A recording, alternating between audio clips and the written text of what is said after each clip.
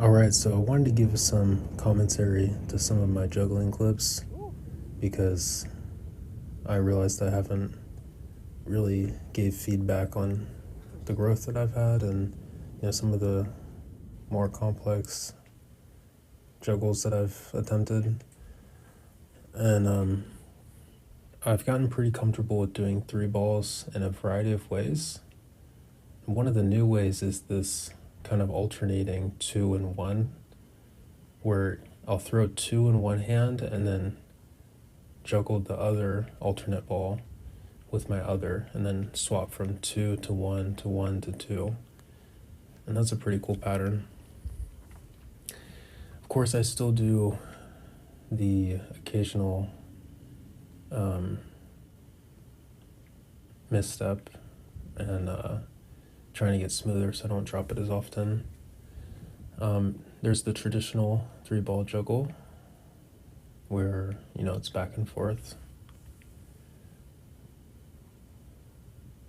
This is the alternating one that I've been working on.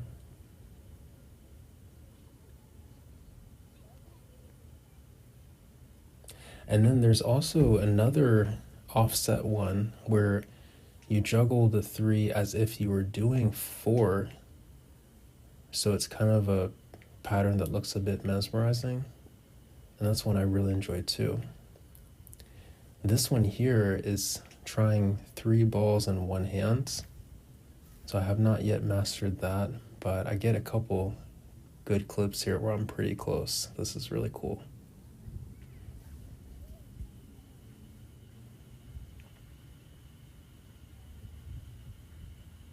The trick with the 3 balls is getting it out of your hand fast enough. So you need height and you need speed, because if you delay just for a fraction of a second, you're not going to be able to release it fast enough. So this is actually my best attempt here, and I get about 7 or 8 throws with just my right hand, which is the first time I've gotten that high. And I probably have to throw it about 20 feet up just in order to have enough time to get all 3 balls out of my hands.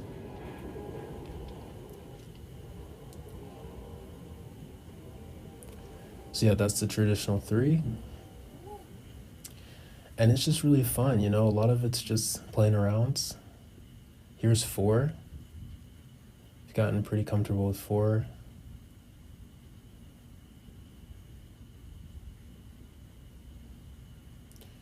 With 4, you do have to get a bit more of an exaggerated side-to-side motion. And there's actually 2 different ways that I've learned how to do 4. One is doing 2 at the same time. And I don't know why, but it gives me like kind of a circus feel, where it's very balanced. And then you can do the alternating where it's 1 1 1 1, and you have to do a very exaggerated motion towards the outside.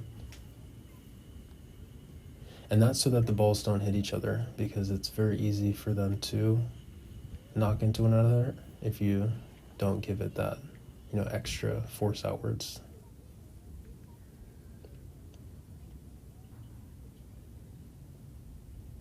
Four just looks really cool too in terms of the speed.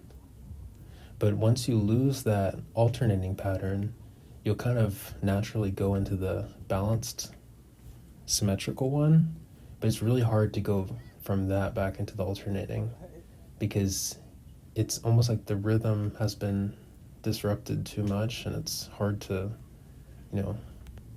get back on track.